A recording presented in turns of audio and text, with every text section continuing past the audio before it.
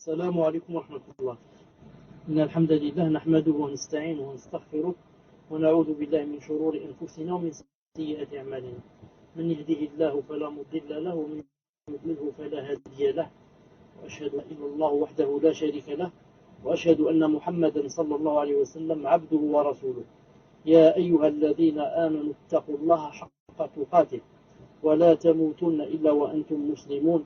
يا أيها الناس اتقوا ربكم الذي خلقكم من نفس واحدة وخلق منها زوجها وبث منهما رجالا كثيرا ونساء، واتقوا الله الذي تساءلون به والأرحام إن الله كان عليكم رقيبا. يا أيها الذين آمنوا اتقوا الله وقولوا قولا سديدا يصلح لكم أعمالكم ويغفر لكم ذنوبكم، ومن يطع الله ورسوله فقد فاز فوزا عظيما. ألا إن أصدق الكلام كلام الله، وخير الهدي هدي محمد صلى الله عليه وسلم، وشر الأمور محدثاتها، وكل محدثة بدعة، وكل بدعة ضلالة، وكل ضلالة في النار. أما بعد, en cette soirée du samedi, en cette soirée du samedi, 12/6/1432 légers, qui correspond, Inch'Allah Ta'ala, avec le 6/6/2009. Nous sommes, Inch'Allah Ta'ala, avec le... C'est quel cours? Inch'Allah Ta'ala, nous sommes avec le 42e cours. 42e cours, Inch'Allah Ta'ala, de l'Aqida al-Wasitiyya, du deuxième tome. Du deuxième tome. Nous avons parlé la fois passée que ce que faisait le messager d'Allah, ce qui est très important aussi à savoir, c'est que ça se divisait en 5 ou 6 sortes. Plus exactement, j'ai cité, ça se divisait en 6 sortes. Et nous avons parlé de 5 sortes, et restait la 6e sorte de la Azzawajal. Donc, et j'avais dit que celui qui comprend, Inch'Allah Ta'ala, cette chose, va bien comprendre la Sunna et les détails et les précisions. Et celui qui ne comprend pas bien ce qu'on a dit la fois passée, ce qu'on va dire aujourd'hui, spécialement dans l'adoration, celui-là va avoir des complications dans l'application de la Sunna. Peut-être une chose qui est seulement Sunna, il va dire c'est obligatoire. Peut-être une chose qui est seulement habitude, il va dire c'est une Sunna. Et peut-être une chose qui est vraiment une Sunna, il va dire non, ça rentre dans l'habitude. Comme certains disent de la barbe. Ils disent la barbe, ça rentre dans l'habitude. Alors que l'arabe, c'est vraiment Sunna et c'est vraiment obligatoire. Donc on avait dit que le messager d'Allah, pour réviser pour ceux qui n'étaient pas présents, et pour ceux qui étaient présents, ça renforce leur connaissance. On avait dit que le messager d'Allah, ce qu'il faisait, se divisait en 6 choses. Des fois, il faisait une chose par particularité, qui lui était propre à lui-même. On avait cité comme le fait de se marier avec plus de 4 femmes, ou bien le fait de se marier sans donner de dot, ou bien le fait de jeûner jour et nuit. Et on avait dit que ça c'est une chose particulière, ce sont des choses particulières au messager d'Allah, et que personne n'avait le droit de limiter dans ces choses. Personne n'avait le droit d'en limiter dans ces choses. Ensuite, on avait dit que des fois le messager d'Allah faisait des choses qu'il faisait par nature, des choses naturelles, comme le fait de dormir, le fait de se lever, le fait de s'asseoir, le fait de manger, de boire. Ce sont des choses que toute personne doit faire. C'est inné. On meurt si on ne fait pas ces choses-là. Donc, ces choses-là, c'est quoi leur jugement? Leur jugement, c'est que il n'y a pas d'imitation dans ces choses. Je n'imite pas le messager d'Allah, parce qu'il a dormi, je vais dormir. Parce qu'il s'est levé, je vais me lever. Parce qu'il est aux toilettes, il est parti aux toilettes, je vais aller aux toilettes. Ce sont des choses naturelles. Et donc, jugement de cette deuxième sorte, il n'y a pas d'imitation, ce n'est pas des sunnas à suivre. Reste que, les savants ont dit, mais si ces choses, même en étant des choses naturelles et spontanées, contiennent des textes qui exhortent à les faire, ou bien des textes qui exhortent à s'éloigner d'elles, dans ce cas, ça devient une adoration de les faire ou de les délaisser. Exemple, le fait de manger, il n'y a pas d'imitation dans le fait de manger. Mais le messager de là nous a montré par exemple qu'on ne mangeait pas avec la gauche. C'est un exemple. Qu'on doit manger avec la main droite. Qu'on dise par exemple Bismillah quand on commence. On remercie Allah quand on termine. Donc, ces choses naturelles sont devenues maintenant une adoration à condition que quoi? À condition que, comme je viens de dire, qu'elle comporte comme ça des textes. La même chose par exemple le fait de dormir. Le fait de dormir, par exemple, il n'est pas permis de dormir sur le ventre, car il y a un hadith qui interdit cela. Le fait que, par exemple, que le messager d'Allah, par exemple, aussi quand il dormait sur le flanc droit. Donc ça devient sunnah de dormir sur le flanc droit, de dire certaines choses avant de dormir, certaines invocations, et comme ça. Troisièmement, ce que fait, ou ce qu'a fait le messager d'Allah, ittifaqan.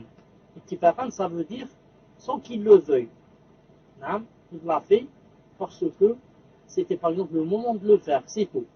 Je donne un exemple. Par exemple, le messager d'Allah, quand il voyageait, par exemple, il veut voyager par exemple de Médine vers la Mecque.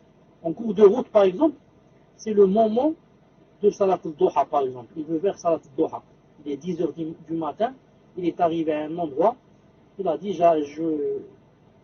je m'arrête ici, on va s'arrêter ici, je vais faire Salat al-Duha et on va se reposer un peu. Non.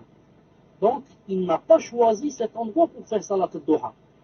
Mais, quand il est arrivé là-bas, il a vu des arbres, il a vu de l'ombre, il a dit, je m'arrête ici, je fais Salat al-Duha. Ici, ce n'est pas de la sunna de dire, si je vais arriver au même endroit où le messager d'Allah s'est arrêté, où il s'est reposé, là-bas, je vais aussi faire Salat al-Duha, comme lui. Ou bien dire, par exemple, le messager d'Allah, quand il est arrivé devant cet arbre-là, exactement cet arbre, par exemple, devant cet arbre, par exemple, il s'est endormi, ou bien il a uriné, ou bien, on va dire donc, c'est de la sunna que je fasse comme lui. On dit, ça ne rentre pas dans la sunna, car le messager d'Allah ne l'a pas fait parce qu'il a voulu le faire. C'est venu comme ça. Non. Et là, j'avais dit que seul de tous les compagnons, seul Abdullah ibn Umar radiallahu ta'ala anhu, le suivait dans toutes ces choses. Tous les autres compagnons ont dit que ce n'est pas de la sunna de le suivre dans cette deuxième sorte.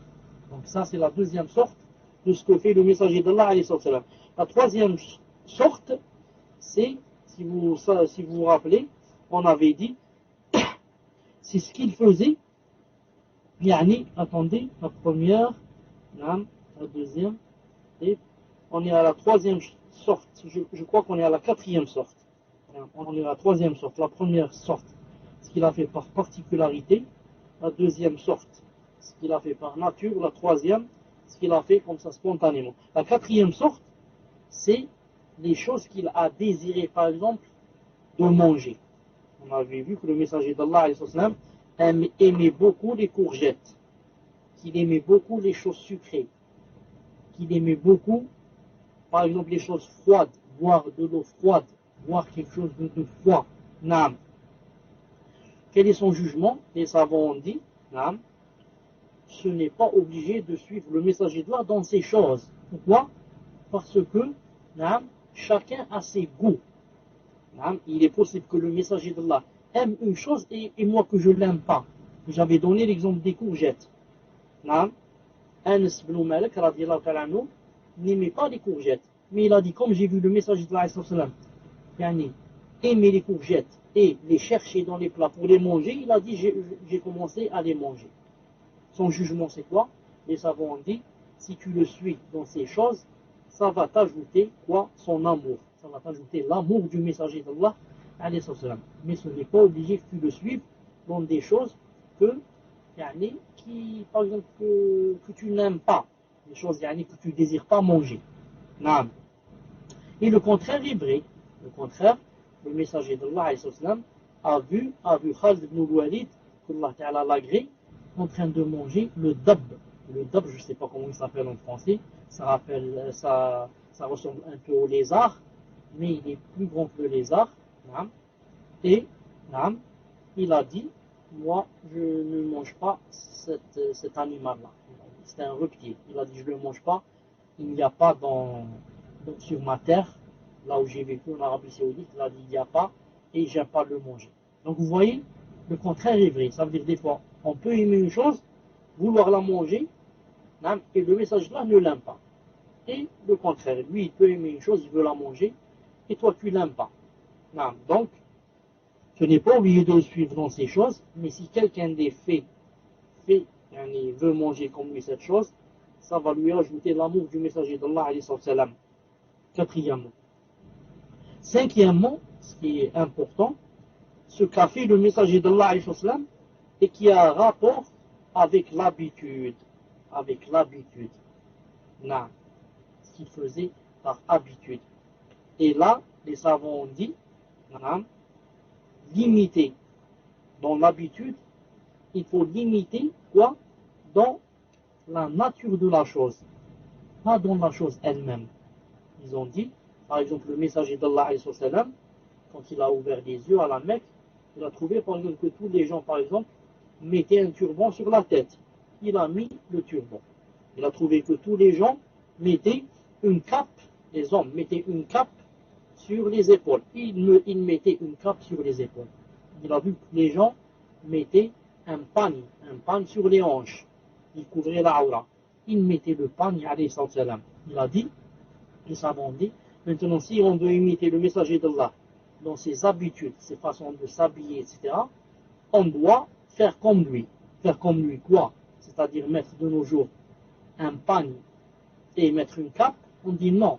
Faire comme lui, ça veut dire lui, il a imité les gens avec lesquels il vivait. Alors toi, tu vas imiter les gens avec lesquels tu vis et tu vas t'habiller comme eux, à condition, bien sûr, que leurs habits ne soient pas interdits. À condition que leurs habits ne soient pas interdits. Par exemple, il n'est pas permis de mettre, par exemple, un pantalon pour l'homme au-dessus, par exemple, des chevilles. Ici, il y a un hadith qui interdit cela. Pardon, au-dessous des chevilles. Parce que, par exemple, il y a un hadith qui interdit cela. Mais si je mettais, comme tout le monde qui s'habille maintenant, par exemple, un pantalon large, et je mets par exemple une chemise large qui descend jusqu'à mon dos, ce ne serait pas interdit. Mais n'empêche que le messager d'Allah a dit que le meilleur habit qu'il aimait, c'était le qamis. Il a dit comme ça, il a dit, pour moi, le meilleur habit, c'est le qamis. Donc, si quelqu'un va mettre le qamis, c'est pourquoi? C'est parce que le messager d'Allah a dit que c'était le meilleur habit. Mais ce n'est pas, bien sûr, une chose obligatoire. Non. Et, ça, c'est en ce qui concerne, Alhamdulillah. Donc, je disais, les savants ont dit, on regarde l'habitude des gens avec lesquels on vit, on s'habille comme eux. Pourquoi? Pour ne pas être montré des doigts. Car si on ne s'habille pas comme eux, qu'est-ce qui va se passer? On va nous montrer des doigts pour notre habit qui est très différent des leurs. Et dans ce cas, on rentre dans le hadith qui dit que quiconque va mettre un habit de réputation, Allah Ta'ala va lui mettre un habit de feu le jour de la résurrection. Mais comme j'ai bien dit, à condition que quoi? À condition que les habits que les gens portent, les gens avec lesquels je vis portent, ne soient pas des vêtements qui soient interdits dans la religion. Et la fois passée, on avait parlé aussi du fait, par exemple, d'avoir des cheveux longs. On avait dit que le fait de garder ses cheveux longs ne rentre pas dans la sunna, mais rentre dans l'habitude. C'est-à-dire que le messager d'Allah vivait avec des gens, des hommes qui portaient les cheveux longs. C'est pour ça, lui, il a porté les cheveux longs. La même chose pour la bague. Le messager d'Allah n'a pas mis la bague parce que c'est une sunna. Mais il a mis la bague parce que quand il envoyait des lettres au roi et aux émirats, il n'acceptait pas. Il fallait une preuve qu'elle venait vraiment du messager d'Allah. Alors on a conseillé au messager d'Allah d'écrire sur sa bague Muhammadun Rasulullah. Comme ça, quand il envoyait sa lettre, il mettait le cachet dessus. Et certains ont dit, mais même de nos jours, si quelqu'un met la bague à cause du messager d'Allah, Inch'Allah Ta'ala, qu'il aura aussi quoi? Il aura, Inch'Allah Ta'ala, des récompenses. Non. Ce qui nous intéresse aujourd'hui vraiment, c'est la sixième sorte. C'est ce qu'a fait le messager d'Allah par adoration. Sixième sorte, ce qu'a fait le messager d'Allah par adoration. Mais la cinquième sorte que je viens de citer, ce qu'a fait le messager d'Allah par habitude, est aussi très important pour que les gens ne disent pas d'une chose que le messager d'Allah a fait par habitude, ne disent pas c'est une chose sunna ou obligatoire. Les gens fassent bien la différence avec ce qu'a fait le messager d'Allah par habitude et ce qu'il a fait par exemple par adoration. Ce que fait ou ce qu'a fait le messager d'Allah par adoration, il faudrait que vous sachiez que, car c'est très important, c'est le cours Inch'Allah Ta'ala d'aujourd'hui, il faudrait que vous sachiez que quand on fait une adoration en islam, des fois, elle est liée à l'une de six choses. Des fois, elle est liée à l'une de six choses. Et elle ne peut pas ne pas être liée à l'une des six choses que je vais citer. Des fois, elle est liée à deux choses des six que je vais citer. Des fois, à trois choses des six que je vais citer. Mais il est impossible qu'elle soit liée à rien. C'est pour ça que c'est très important de connaître quelles sont ces six choses. Comme ça, Inch'Allah Ta'ala, ça vous ajoute de la science et ça vous permet de bien discerner les choses. La première, as-sabab, la cause, l'une des six choses. La première, la cause, c'est-à-dire que le messager d'Allah alayhi salam fait des fois une chose par adoration, mais il l'a fait à cause d'une cause. Il y a une cause qui le pousse à faire cette chose. Cela veut dire quoi? Cela veut dire que si le messager d'Allah alayhi salam fait une chose à cause d'une cause, cela veut dire que s'il n'y a pas la cause, on ne peut pas faire cette chose. S'il n'y a pas la cause, on ne peut pas faire cette chose. C'est pour ça qu'en islam, il est interdit d'innover, de créer, d'innover des causes, asbab. Mais le sabab doit venir de la sharia elle-même. Je vais donner un exemple pour que vous compreniez mieux. Regardez, par exemple, le fait d'essuyer avec la main la pierre noire. Quand on fait le hajj ou bien umrah, vous savez que on essuie, c'est de la sunna d'essuyer avec sa main quoi? La pierre noire. Ou alors si c'est difficile, de la saluer de loin. Ou alors si ce qui est encore mieux, c'est de l'embrasser. Et le messager d'Allah a dit dans un hadith authentique que celui qui arrivera à toucher la pierre ou bien à l'embrasser, il a dit, si vous connaissez le hadith sahih, il a dit que elle va lui témoigner le jour de la résurrection. Et que Allah Ta'ala va donner à la pierre noire des yeux et une langue. Et elle va parler, elle va voir la personne et parler et dire cette personne, je lui témoigne par exemple qu'elle m'a touché. Maintenant, ce qui est important, c'est quoi? C'est que le messager d'Allah, alayhi salam, vous avez exhorté à la toucher, ou bien la saluer, ou bien l'embrasser, mais à condition de quoi? Qu'il y ait une cause. Quelle est la cause? La cause, c'est que, en faisant je ne sais pas comment on appelle ça en français, le tawaf, tout en tournant autour de la Kaaba, quand tu arrives, et si tu peux arriver devant la pierre noire, qu'est-ce que tu fais? Tu l'embrasses. Si tu ne peux pas arriver, tu ne peux pas l'embrasser, tu la touches avec la main. Si tu ne peux ni l'embrasser, ni la toucher avec la main, au moins tu la salues avec ta main de loin. Donc, à condition quoi? À condition qu'on soit en train de tourner. Voilà la cause. Tu es en train de tourner autour de la Kaaba et tu fais l'une des trois choses que je viens de citer. Donc, si une personne ne prend pas la cause, qui est le fait de tourner le tawaf, et qu'est-ce qu'elle va faire? Elle va, sans tourner autour de la Kaaba, elle va embrasser la pierre, ou bien la saluer, ou bien la toucher. Dans ce cas, on lui a dit, tu viens de faire une bid'a. Pourquoi? Parce que le messager de Allah n'a jamais fait une chose. C'est pour ça que beaucoup de personnes qui sont bien sûr n'ont pas d'ilm, etc., quand ils vont au hajj ou la umrah, ils sont à l'hôtel, ensuite ils se disent entre eux, viens, maintenant il n'y a pas de monde, on va descendre embrasser la pierre, l'essuyer. Et quand ils vont à la Kaaba, ils voient qu'il n'y a pas de monde, ils vont directement vers la pierre et ils font la chaîne, ensuite ils l'embrassent. On leur dit ça c'est une faute. Hein? Pourquoi? Car le messager d'Allah ne l'a embrassé que lorsqu'il tournait autour de la Kaaba. Et toi tu n'as pas tourné, tu es allé directement pour l'embrasser. Je donne un autre exemple pour que vous compreniez. Par exemple, le messager d'Allah sallallahu alayhi wa sallam nous a montré que, par exemple, dans notre religion, dans la sunna, c'est quoi? C'est que quand quelqu'un il apprend, c'est une bonne nouvelle, il a une bonne nouvelle, qu'est-ce qu'il fait? Il fait sujoud choc. Il se prosterne et il remercie Allah subhanahu wa ta'ala de lui avoir donné, par exemple, telle chose.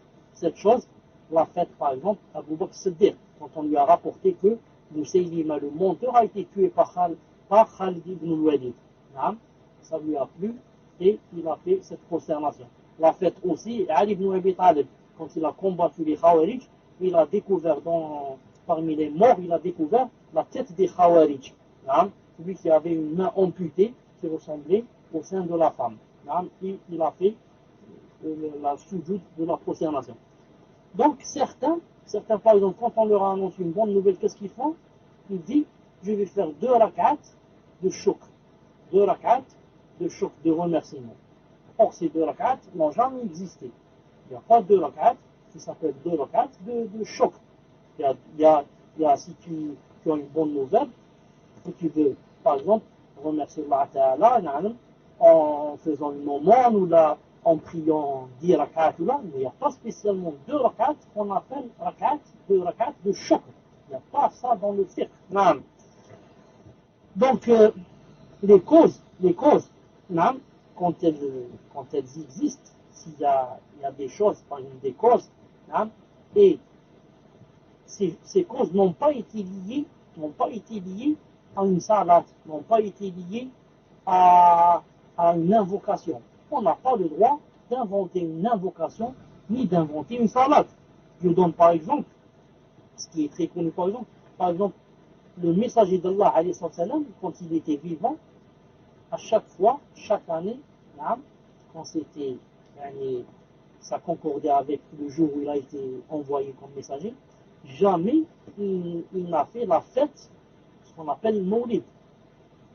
Et quand il est mort, sallallahu alayhi wa sallam, les gens qui l'aimaient sincèrement et beaucoup plus que nous, comme Abu Bakr, Omar, Uthman, Ali et tous les compagnons, n'ont jamais fêté, ça, comment ça s'appelle ça, Mawlid al-Nabi, n'ont jamais fêté la naissance du messager d'Allah, alayhi salam. Je ne sais pas si on appelle ça en français la naissance.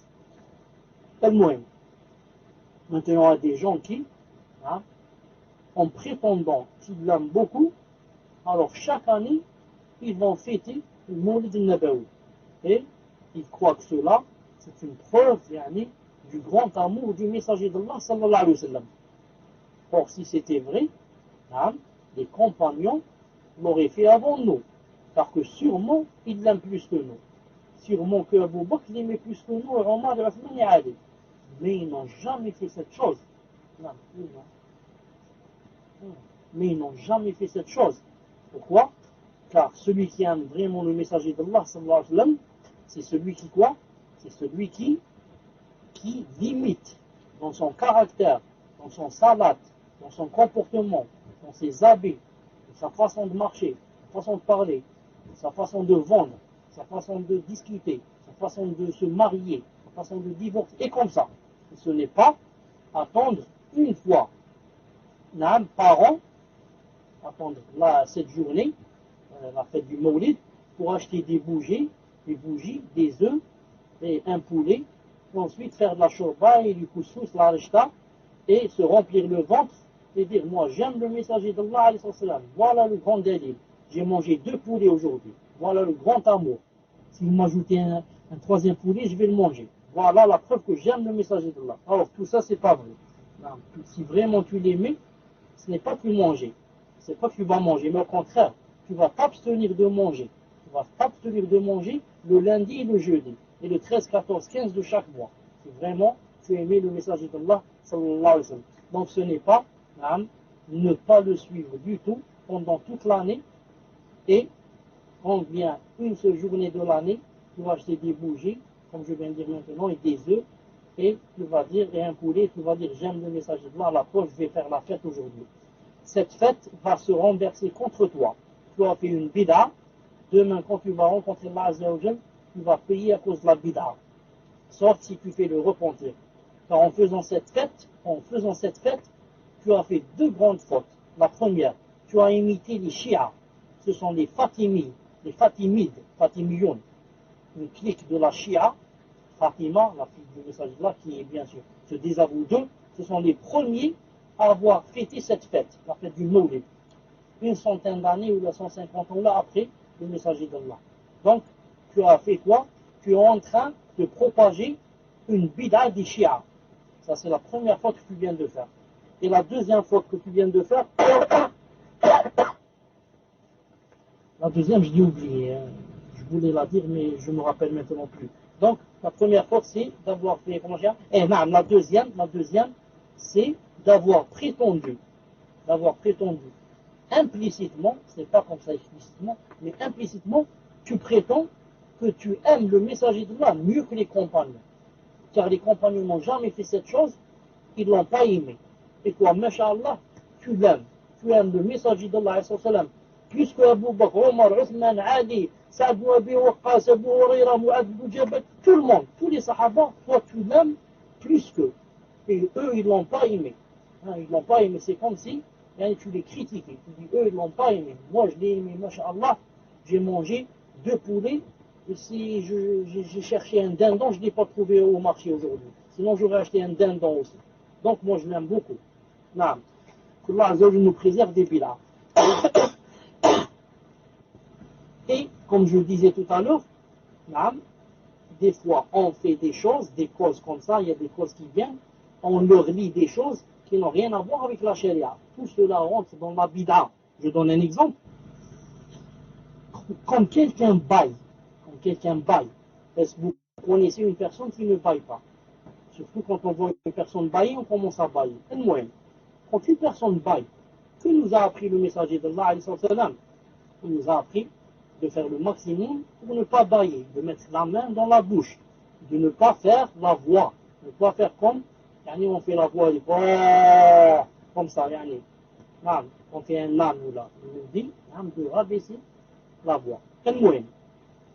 Maintenant, nous par exemple, et il nous a dit que le shaitan, si on ne mettait pas la main dans notre bouche, le shaitan rentrait dans la bouche. Donc on va aider le shaitan à rentrer dans la bouche et par conséquent, on va lui ouvrir la porte parce qu'il rentre aussi dans le ventre. Le Baqa'ala nous en préserve. Et dans un autre hadith, il va dire que le shaitan va rire de toi. Le shaitan, quand tu bailles, et tu fais le son, la voix, le cri que je viens de dire, le shaitan va rire de toi.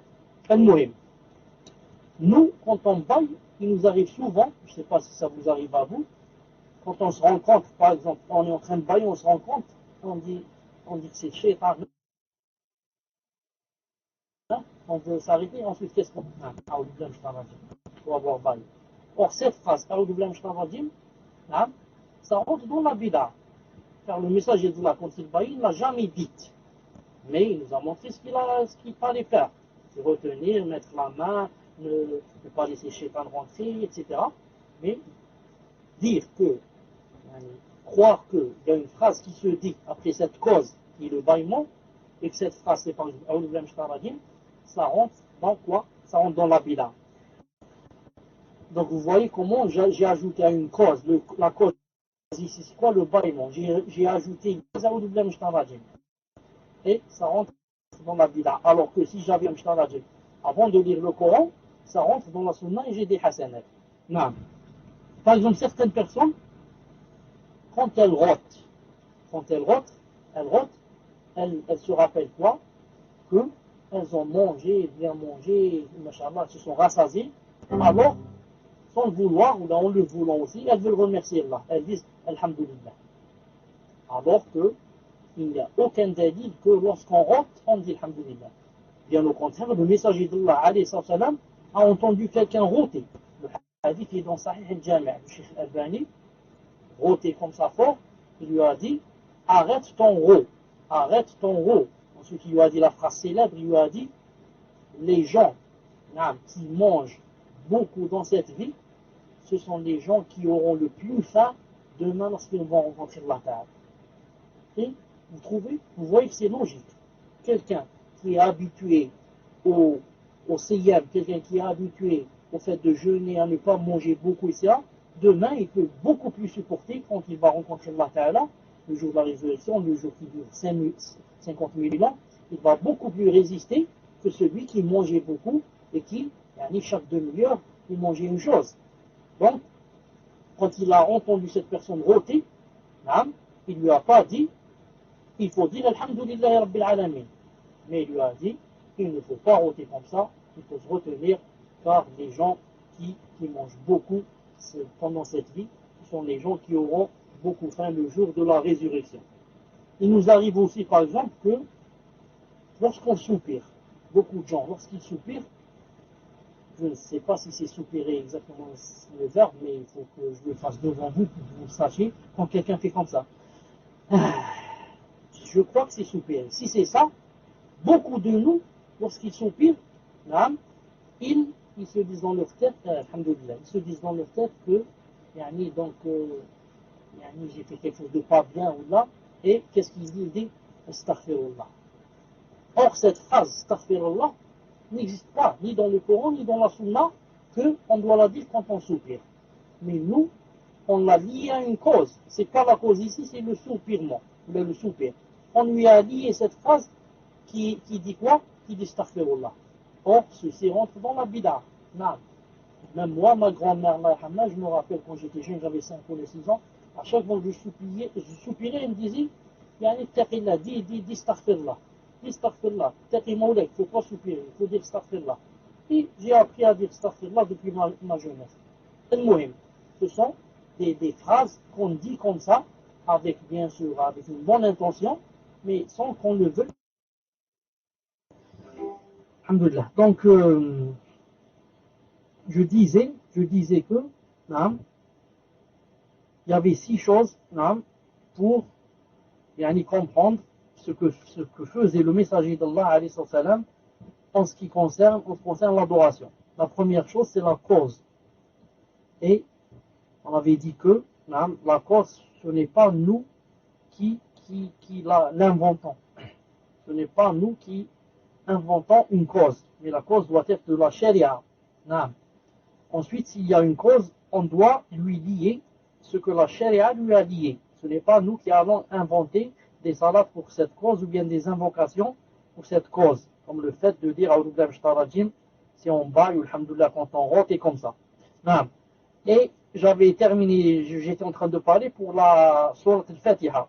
J'ai dit que dans certains mariages, le mariage c'est une cause, ils ont inventé quoi? Ils ont inventé de lui lier au mariage, pendant l'acte de mariage, de lui lier, de lire sourate al-Fatiha. Or ça, sourate al-Fatiha n'a jamais été lu au temps du messager de Allah, ni des compagnons, ni les savants, les grands savants, n'ont dit que c'est une sourate qui se lit pendant l'acte de mariage. Mais c'est une sourate qui se lit pour commencer la salat. Aucune salat n'est acceptée d'Allah Azza wa Jal si elle ne commence pas par sourate al-Fatiha. Maintenant, premièrement, c'est la cause. Deuxièmement, al-jins. Premièrement, c'était sabab, la cause. Deuxièmement, al-jins. Al-jins, disons, la spécification. C'est-à-dire que si le messager d'Allah a spécifié une certaine chose, comme ça, il l'a cité, il dit c'est celle-là qui doit être faite en telle circonstance, doit être faite. Ce n'est pas à nous, par exemple, de changer. Et on ne peut pas imiter le messager d'Allah, on dit qu'on l'aime et on le suit, si, par exemple, on change et on ne spécifie pas ce qu'il a spécifié, sallallahu alayhi wa sallam. Je donne un exemple. Par exemple, le messager d'Allah, alayhi wa sallam, a montré, par exemple, que pendant l'Aïd, par exemple, il fallait quoi? Il fallait égorger un mouton. Ou bien, par exemple, comment ça s'appelle le maïs? Attendez, la brebis, par exemple. Et le mouton est mieux, bien sûr. Ou alors on peut égorger, par exemple, une vache. Non, un taureau, on peut égorger, par exemple, comment ça s'appelle, l'ibil, un chameau. Non. Mais par exemple, il a spécifié ces choses-là. Or, il n'est pas possible, par exemple, pour quelqu'un, le jour de l'Aïd, il dit, alors je n'ai rien, je n'ai pas pour égorger ces bêtes-là, je vais égorger, par exemple, une poule.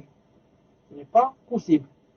Ou bien, par exemple, quelqu'un va dire, je vais égorger un cheval. Ce n'est pas permis. Pourquoi?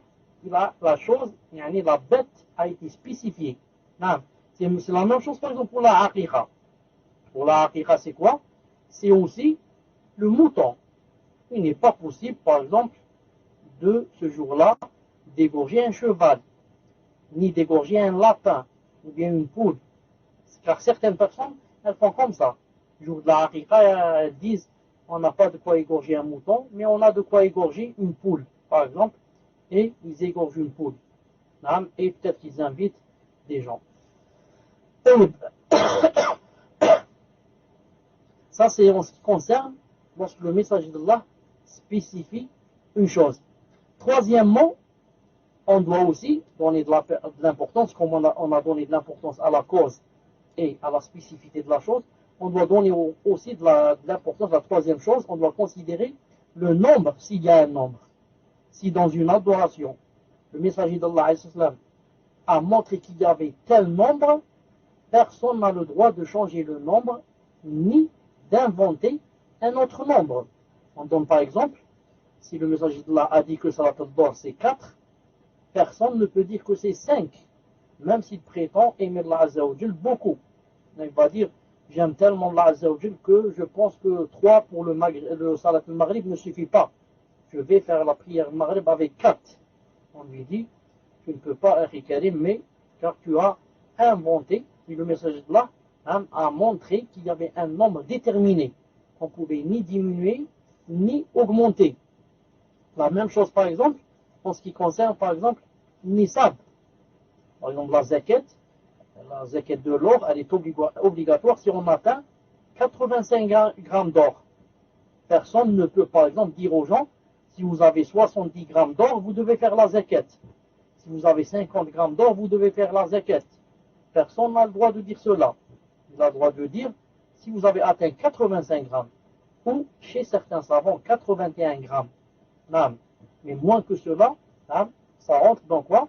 Ça rentre dans tahrif. On va changer la sharia. On va falsifier la sharia. La même chose par exemple pour l'argent. L'argent, le métal.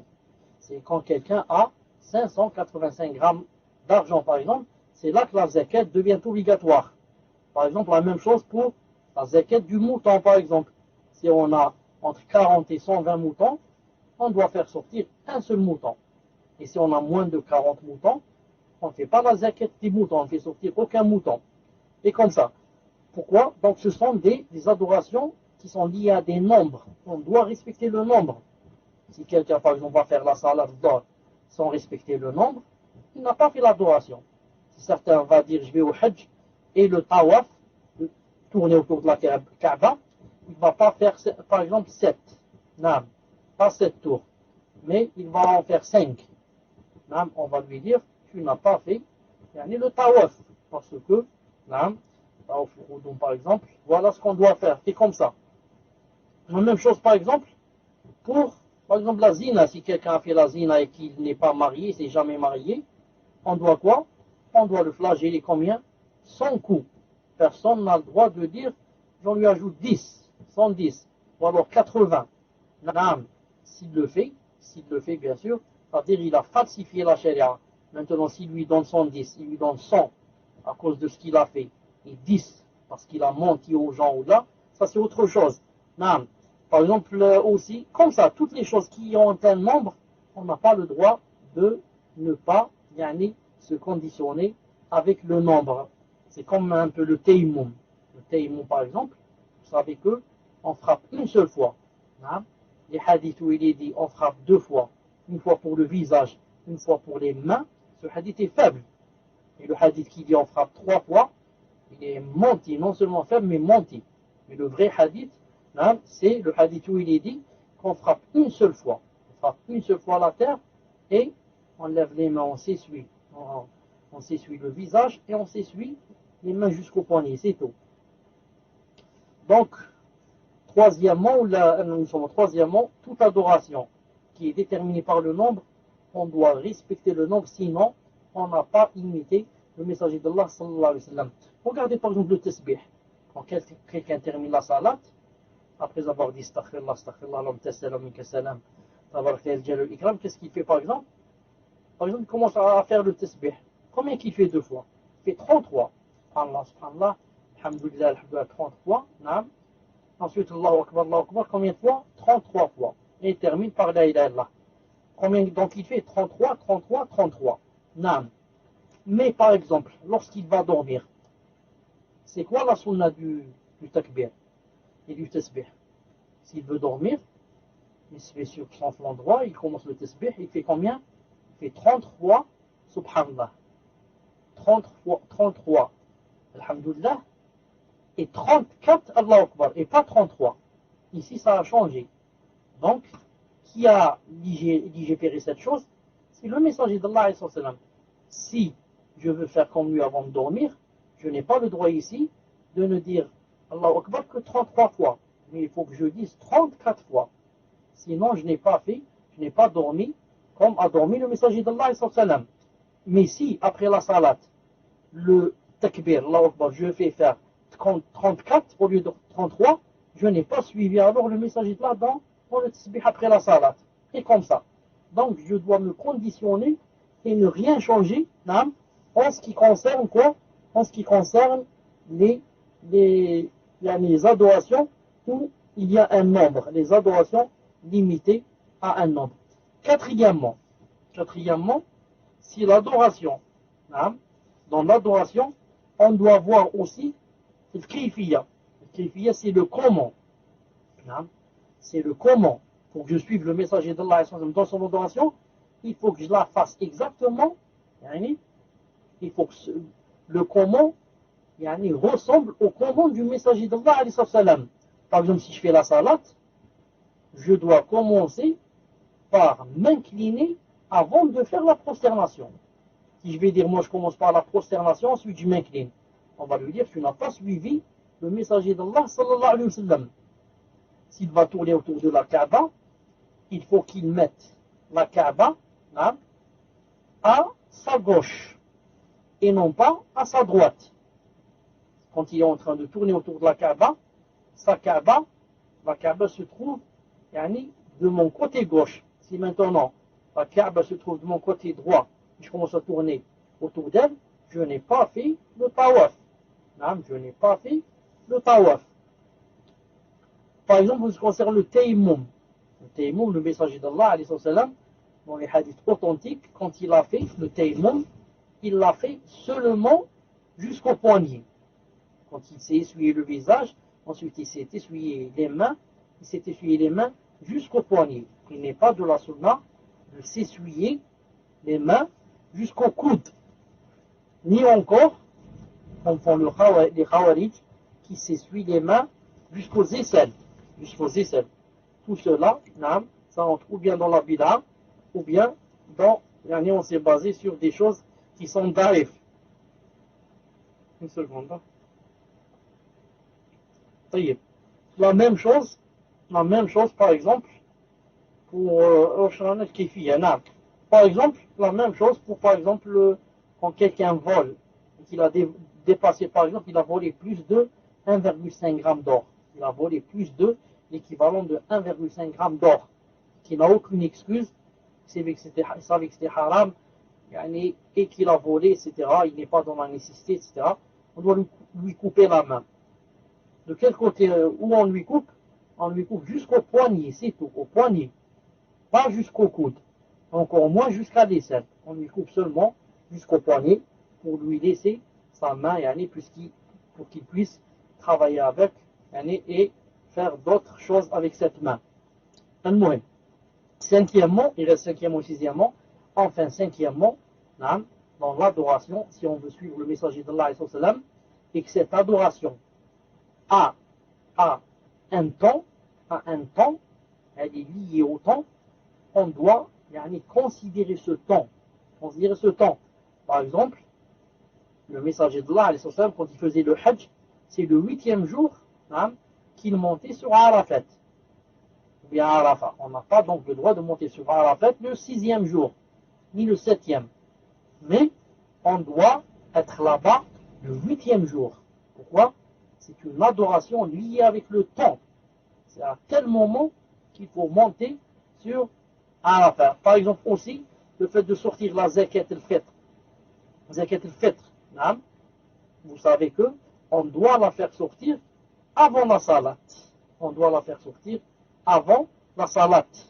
Si quelqu'un maintenant l'a fait sortir après la salat, alors qu'il pouvait la faire sortir avant la salat, ça, il ne compte pas chez Allah subhanahu wa ta'ala.